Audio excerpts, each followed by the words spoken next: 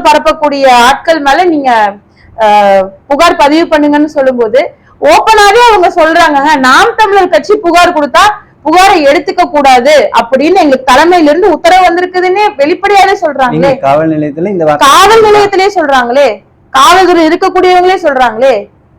இதே நான் ஒரு பொம்பளை பிள்ளை, நான் சீமான் மேல ஒரு புகார் கொடுக்கணுங்க, என்ன புகார்ன்னு கூட கேட்க மாட்டாங்க.